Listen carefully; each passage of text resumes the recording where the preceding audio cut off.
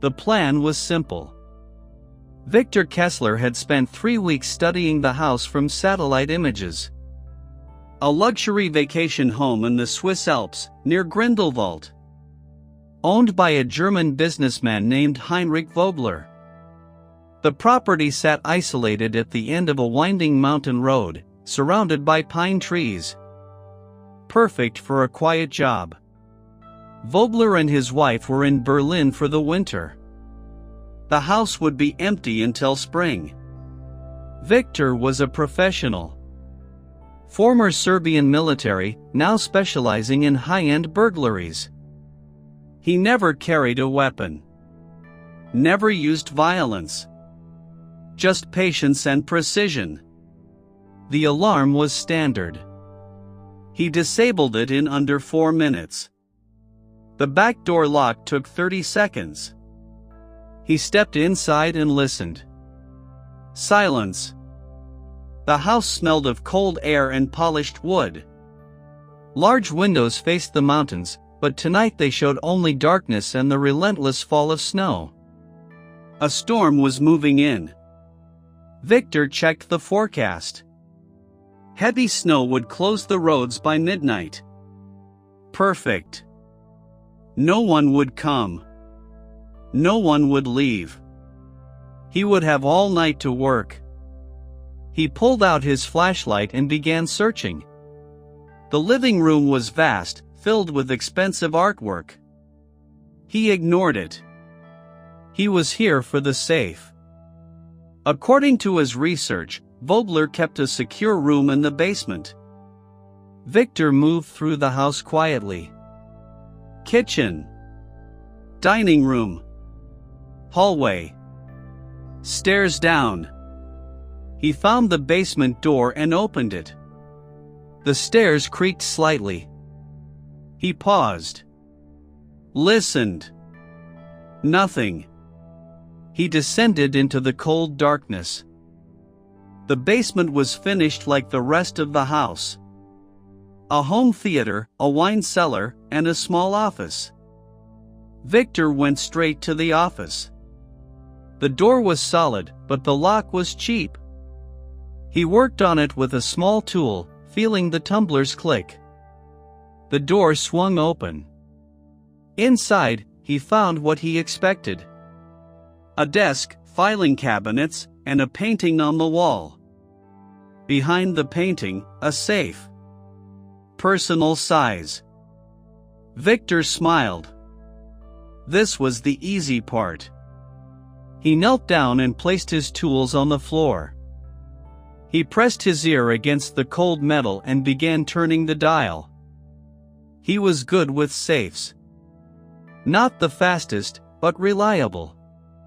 He focused on the clicks, the subtle feedback. Outside, the wind howled. Snow tapped against a small basement window.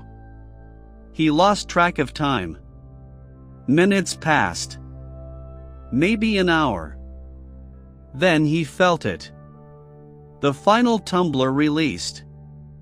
He turned the handle and the safe door opened.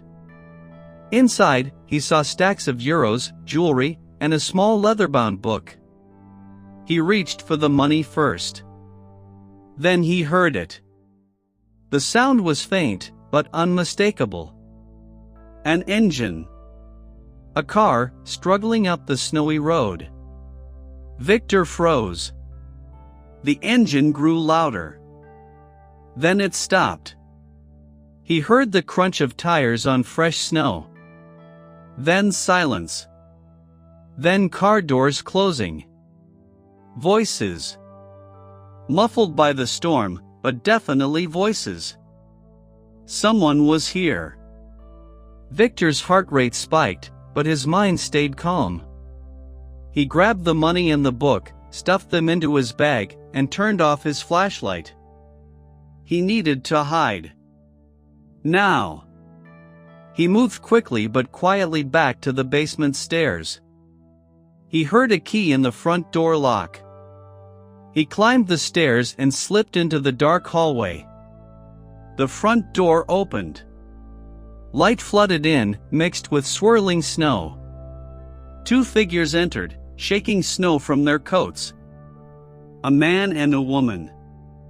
Victor pressed himself against the wall, using a large cabinet as cover. They were arguing. The woman slammed the door shut.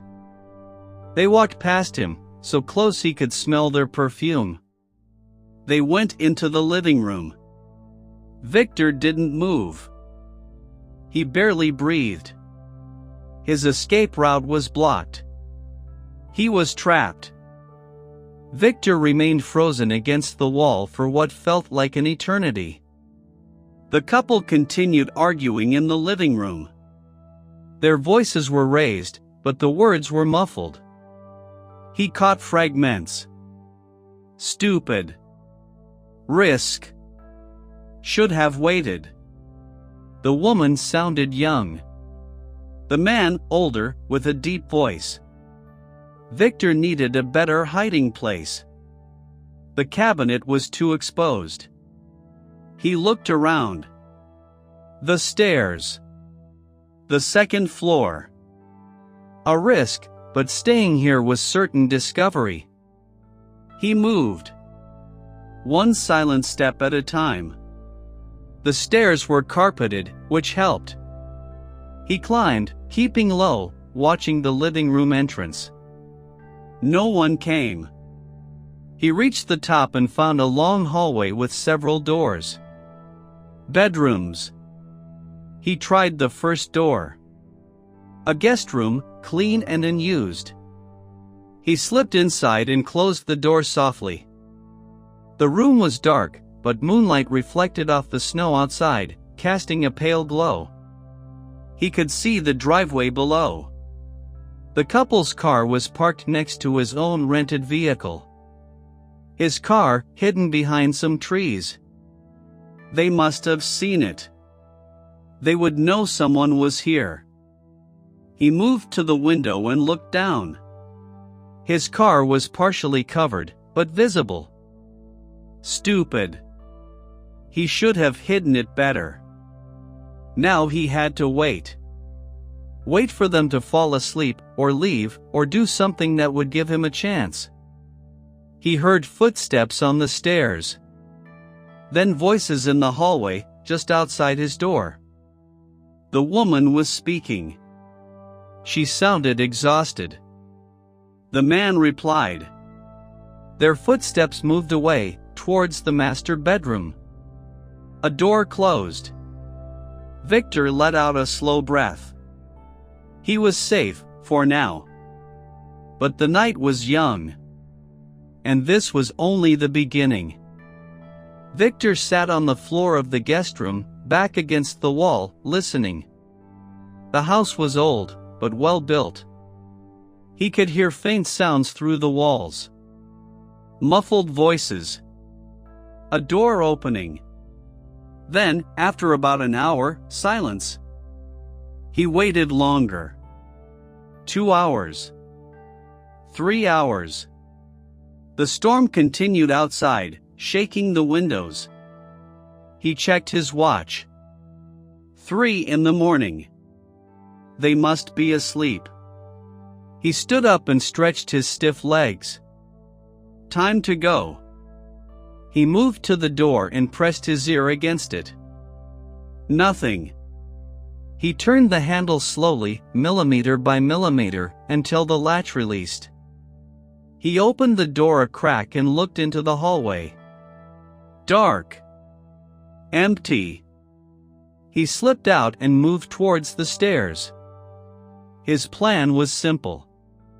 Get to the back door and disappear into the storm. He could find shelter somewhere, wait out the storm, then retrieve his car later. He reached the top of the stairs and started down. 1 step. 2 steps. Then he heard it. A sound from the living room. A creak. He stopped. Listened. Another creak. Footsteps. Someone was awake. He retreated back up the stairs, pressing himself against the wall. A light switched on downstairs. The living room glowed. He heard the clink of a glass, then liquid being poured. The man. He was having a drink. Victor waited. Minutes passed. The man wasn't moving. He heard the crackle of a fireplace being lit. The man was settling in. This was bad. He couldn't get past him. He needed another way out. He moved back to the hallway and checked the other doors. A bathroom. Another guest room. And then, at the end of the hall, a narrow door. He opened it. A staircase. Not the main one. A service staircase, probably leading to the kitchen. Old houses often had them. He smiled. This was his way out. He descended carefully, the stairs creaking under his weight.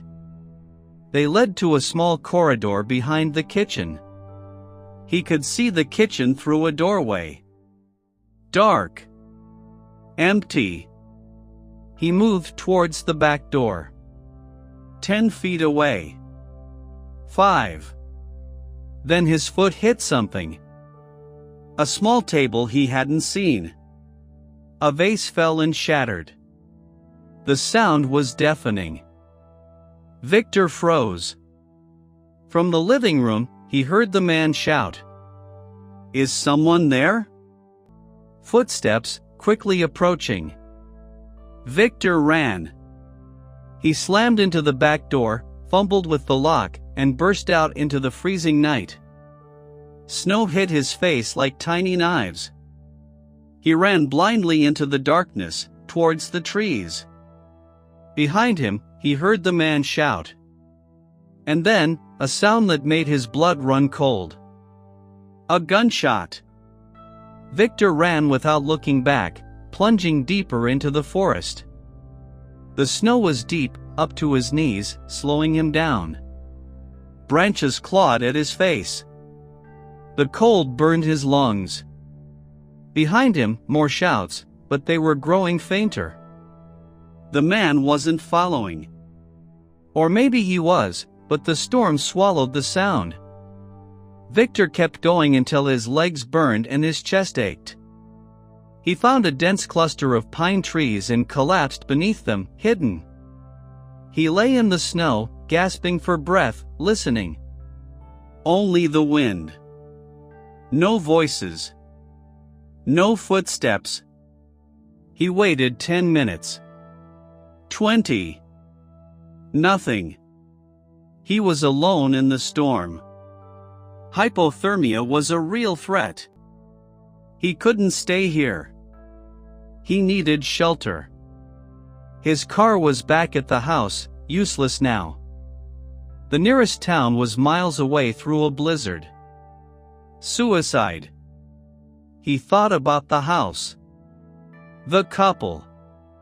The gun. He was a burglar, not a fighter. He had no weapon. But he also knew something now. The man had a gun and was willing to use it. That changed things. Victor shivered violently. His clothes were wet. He needed to make a decision. Die in the forest, or go back. He thought about the house. The basement. The wine cellar. It would be cold, but sheltered. The couple might not think to look there. And they might leave in the morning. It was a risk, but better than freezing to death. Victor waited another hour, until the first gray light of dawn filtered through the clouds.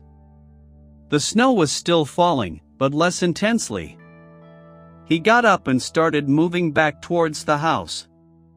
He moved slowly, carefully, using the trees for cover. He circled wide, approaching from the side, away from the driveway. He saw the house through the trees. Dark. Quiet. No lights. The car was still there, covered in snow. His own car was also still there. They hadn't left. He moved closer, keeping low. He reached the side of the house. There was a small window at ground level. The basement window. He approached and looked inside. Dark. Empty. He tried the window. It was old, and the lock was weak. He worked on it with frozen fingers, praying it would open. Finally, it gave way. He slid the window open and dropped inside, landing softly on the concrete floor. He was back in the basement.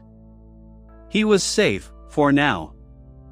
But as he stood there, catching his breath, he heard something. Voices. Coming from upstairs. The couple was awake. And they were arguing again.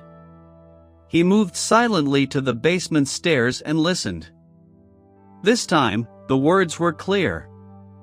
The woman's voice, sharp and angry. She said he should have shot straight. The man replied, defensive.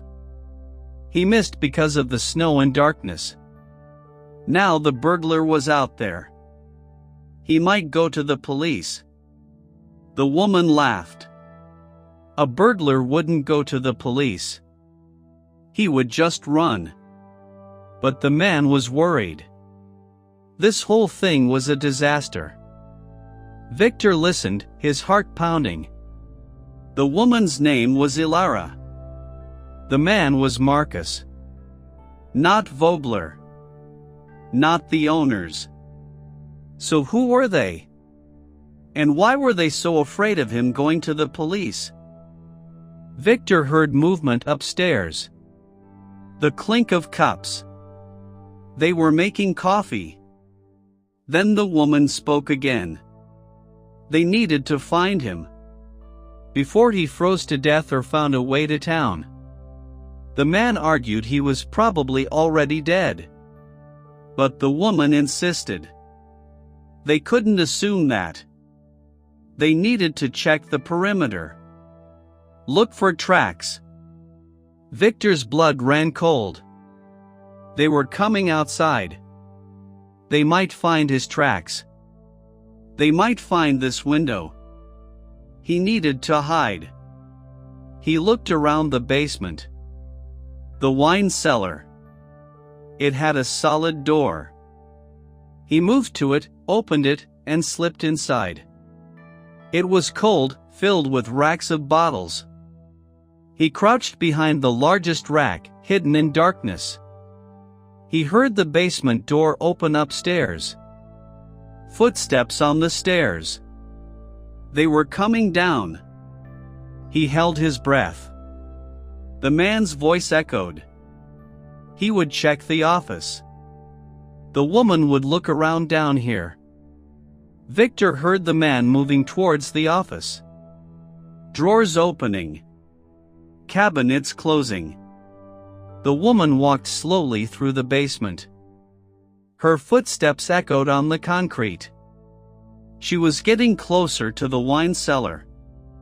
He saw her shadow pass by the small window in the door. She paused. Victor didn't breathe. Then she moved on. She checked the home theater, the storage closets. Then she called out. Nothing.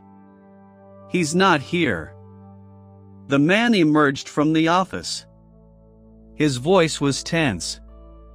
The safe was open. The money and the book were gone.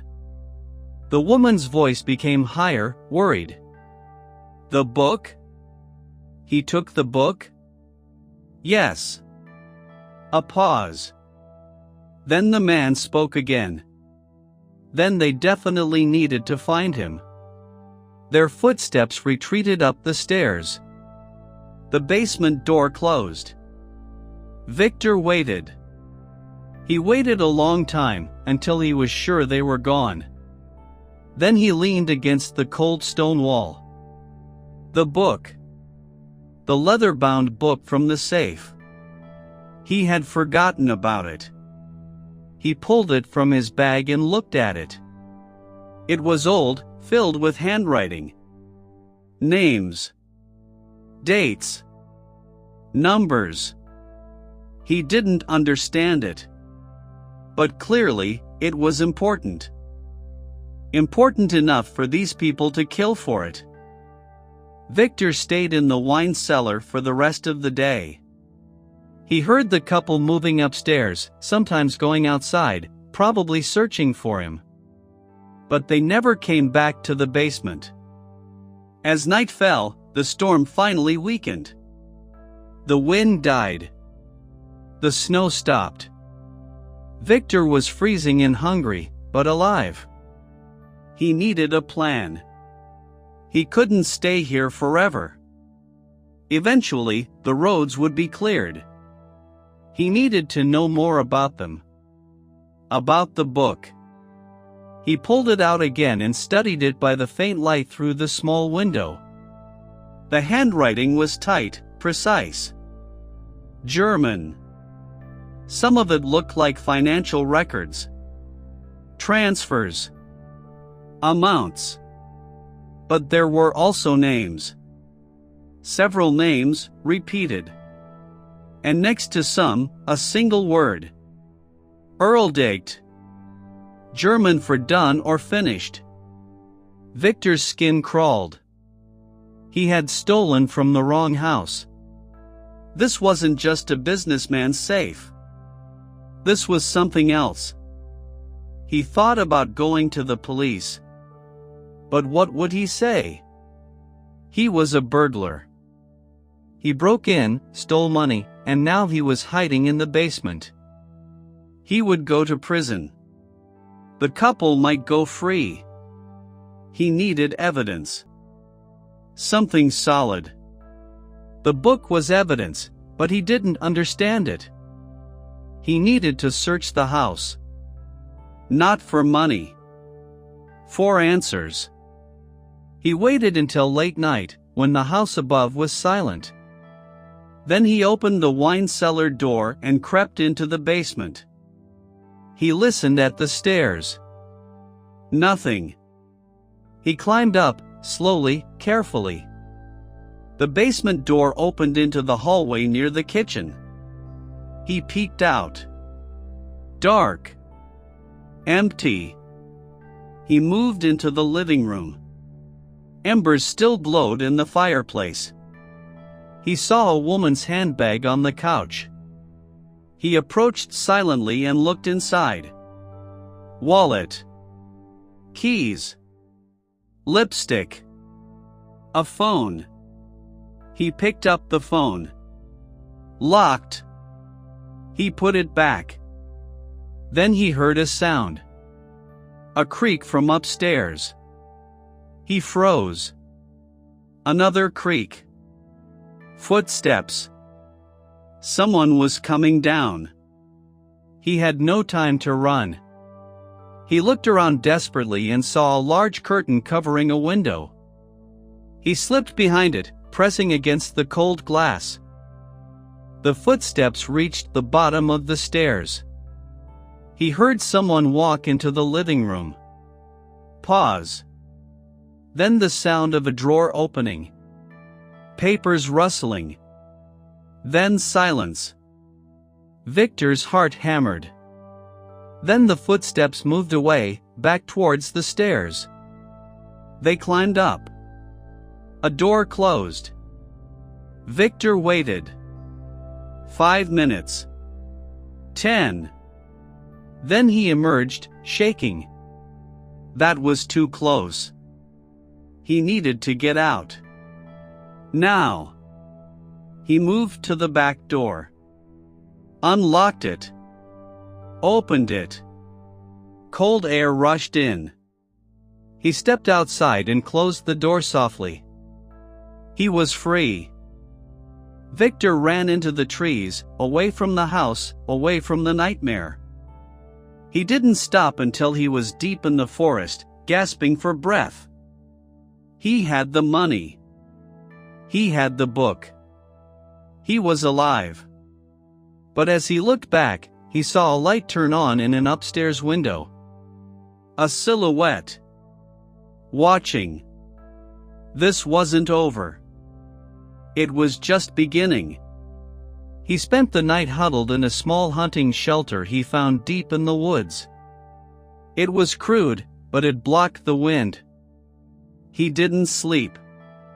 He sat in darkness, thinking. The book was the key. At first light, he studied it again. The names.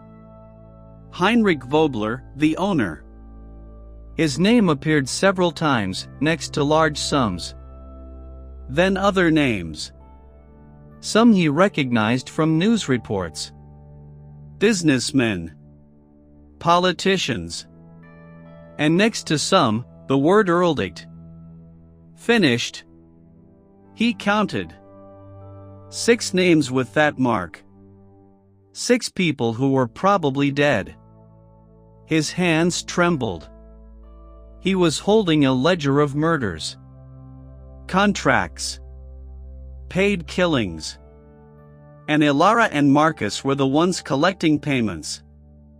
Or maybe doing the killing. He thought about the body he heard them mention that first night. The body in the trunk. A witness. Someone who discovered too much. Victor was a witness now too. And he had their book. They would hunt him. They would never stop. He couldn't go to the police. Not yet. He needed proof that wouldn't send him to prison. He needed to find out who these people really were. He waited until midday, then moved cautiously towards the road. The snowplows had been through. The road was passable. He walked for 2 hours, cold and exhausted, until he reached a small village. A gas station. A few houses. A cafe. He went into the cafe, bought coffee and food with money from the safe. The woman behind the counter looked at him strangely. He must look terrible. Unshaven, dirty, exhausted. He ignored her and sat in a corner, warming his hands on the coffee cup. Victor pulled out his phone. Dead. No battery. He asked the woman for a charger. She had one. He plugged it in and waited. When it powered on, he searched online. He started with the house. Heinrich Vogler. News articles appeared. Businessman. Philanthropist. Married to a much younger woman. Ilara Vogler. There was a photo. The woman from the house. Ilara was the wife. But the man with her, Marcus, wasn't Heinrich. Heinrich was older. Marcus was younger, handsome. So Marcus was the lover. And they had killed Heinrich. Or had him killed. The car accident. The police had come to tell Ilara her husband was dead. But she already knew. She was there, with Marcus, bringing a body of their own. Victor felt sick. He kept searching. Marcus. No last name. Social media gave nothing. Then he searched for the other names in the book. One, a Swiss banker named Klaus Meyer, had died 6 months ago. Hiking accident. Another, a German lawyer, died in a fire. One by one, they were all dead. Accidents. All of them. Victor closed his phone. He understood now. He wasn't just a burglar who stumbled into the wrong house. He had stolen a list of murder victims. And the murderers were still out there. Victor knew he couldn't stay in the village. Ilara and Marcus would search for him. They would check nearby towns. He needed to disappear. But first, he needed a copy of the book. If something happened to him, the information would be lost. He found a small shop and bought a notebook and pen. Then he went to a public restroom, locked the door, and spent 2 hours copying every page of the leather-bound book. Names, dates, numbers, Earldick next to the dead. When he finished, he hid the original in his jacket and put the copy in his bag. Then he left the village. He walked along the road, sticking to the trees. He needed transportation. A few miles outside the village, he found a small train station. A regional line. He bought a ticket to burn with cash. The train came. He boarded and found a seat in the back, alone. As the train pulled away, he finally allowed himself to relax, just a little. Victor arrived in Zurich in the evening. He found a cheap hotel near the train station and paid cash for one night. In his room, he locked the door and collapsed on the bed. He was exhausted, but couldn't sleep. He kept seeing their faces. Ilara. Marcus. The gunshot. He pulled out the copy of the book and studied it again. Patterns emerged. The payments were large. Millions. The victims were wealthy. The method was always an accident. Car crash. Fire. Fall. No connections. No suspects. Perfect crimes. Until now. Until Victor. He had the evidence. But evidence of what? Names in a book. It could be anything. He needed proof. He needed a connection between Ilara, Marcus, and one of the deaths. One name in the book, Friedrich Bauer, was still alive. According to the book, he had paid a large sum 6 months ago. But Earldick was not next to his name. He was still alive. The next morning, Victor found Friedrich Bauer's office. It was in a modern building in the financial district. He waited across the street, watching. At 9, people began arriving. At 10, a black car pulled up.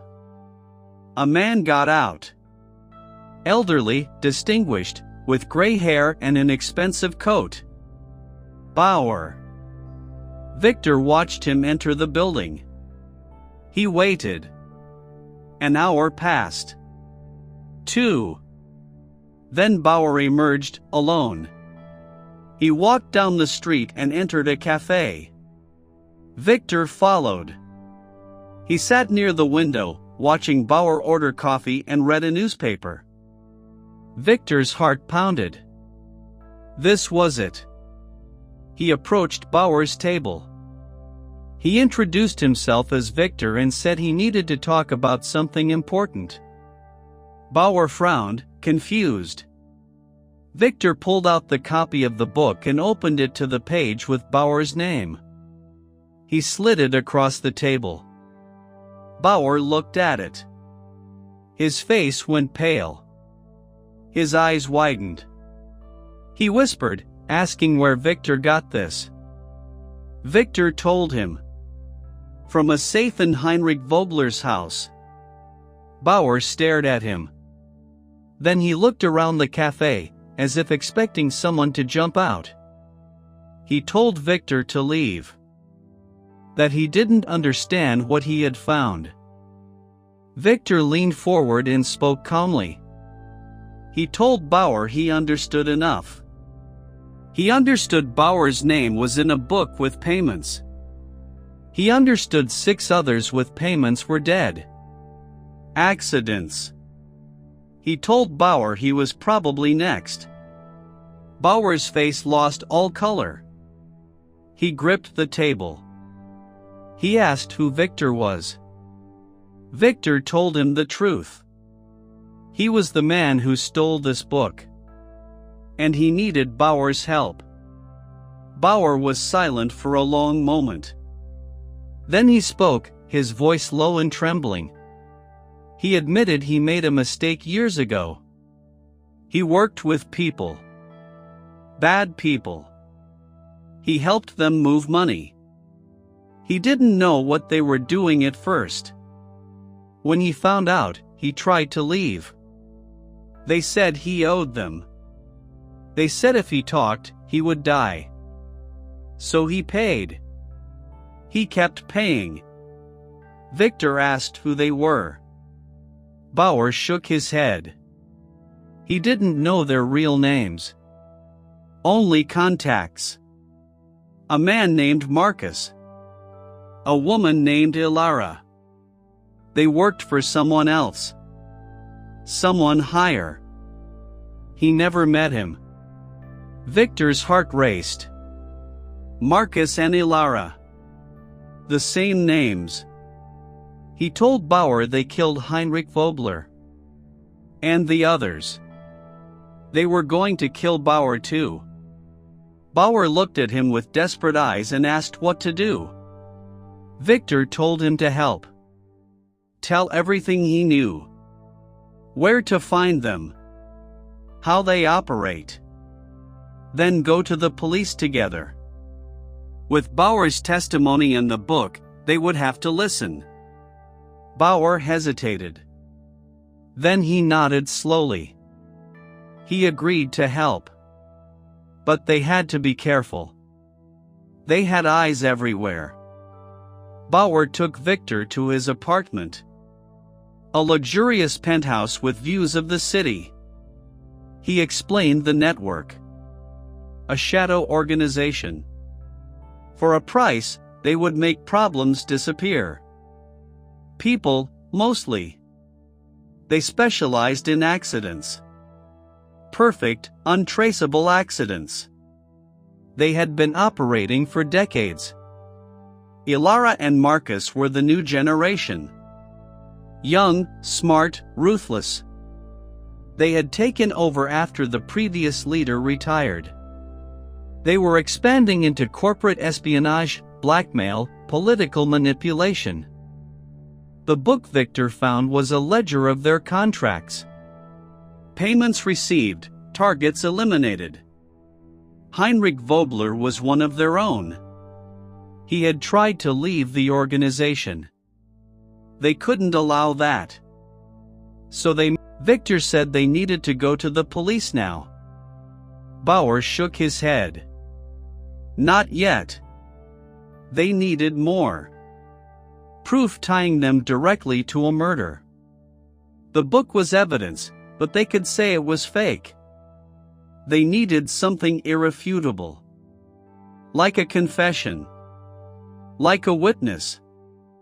Bauer explained there was a woman. She worked for them. A cleaner. She saw something she shouldn't have.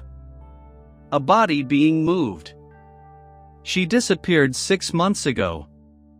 He heard a rumor she was alive. Hiding in Italy. If they found her, she could testify. Victor asked how to find her. Bauer said he had contacts. He could make calls. But it would take time. And time was something they might not have. As if on cue, Victor's phone buzzed. A text from an unknown number. It said the sender knew where Victor was and who he was with. It warned him to leave now or they would both die. Victor showed Bauer. The old man's face crumpled. They had been found. They had to move. Now. Victor told Bauer to grab his coat. But before they could move, the front door exploded inward. It crashed open, splintering off its hinges. 2 figures burst in. Marcus, with a gun, and another man, big, holding a crowbar. Victor reacted. He grabbed a heavy ashtray and threw it at the overhead light. The room plunged into darkness. Gunfire erupted. Victor dove behind the couch, pulling Bauer with him. Marcus shouted. Victor crawled towards the kitchen, dragging Bauer. Bullets tore through the couch. He reached the kitchen and pulled Bauer through. They ran to the back door. Locked. Victor fumbled with the lock as footsteps pounded behind them. The door opened. They burst onto a small balcony. No stairs. 20 stories down. They were trapped. Bauer hyperventilated. Victor looked around desperately. The neighboring balcony was close. Maybe 10 feet away. A long, dangerous jump. Their only chance. He told Bauer to jump. Bauer protested. He was too old. Victor grabbed him firmly. He pushed Bauer towards the railing. Bauer climbed over, trembling. He hesitated. Behind them, the kitchen door slammed open. Marcus appeared, gun raised. Victor shoved Bauer hard. The old man fell, screaming, but his hands caught the railing of the next balcony. He dangled. Marcus aimed. Victor vaulted over the railing and leaped. His hands caught the edge of the next balcony. He hung there, feet swinging over the abyss. Marcus ran to the edge and looked down. He aimed. A bullet ricocheted off the railing near Victor's head. Victor pulled with all his strength, got a leg over, and rolled onto the balcony. Bauer was there, collapsed. Victor pulled him up and they stumbled through the unlocked door into another apartment. Alarms blared. People screamed. They ran through, past terrified residents, and out into the hallway. Stairs. They took them. Down, down, down, flight after flight, lungs burning. They burst into the lobby and ran out into the street. Sirens wailed. They disappeared into the crowd. They were alive. Barely. They found refuge in a small hotel on the outskirts of Zurich. Bauer was in shock. Victor got him a drink and sat him down. He said they couldn't run forever. Bauer asked what to do. Victor thought. The police were the only option. They needed protection. He pulled out the book and his phone. He said they would go to the police. Federal police. Ask for witness protection. Give them everything. Bauer pointed out Victor was a burglar. They would arrest him. Victor nodded. He knew. But he would rather be in prison than dead. And maybe, if he helped take down this organization, they would go easy. It was a gamble. The only play left. They waited until morning. Then they went to the Bundespolizei headquarters in Bern. Victor walked up to the front desk and said the words that would change his life. He gave his name and said he had information about multiple murders. He needed to speak to someone in charge. Hours of questioning followed. Detectives, federal agents, prosecutors. Victor told them everything. The burglary, the house, the couple, the book, Bauer, the attack. He handed over the copy of the ledger. Bauer gave his testimony. The agents were skeptical at first. Then they started checking. Names in the book matched unsolved deaths. Patterns emerged. Within a week, they had enough for a warrant. Ilara and Marcus were arrested at a luxury hotel in Geneva. They tried to resist, but police were ready. Evidence was found in their rooms. Computers, phones, more records. The organization crumbled. Victor was kept in custody during the investigation. He faced charges for burglary.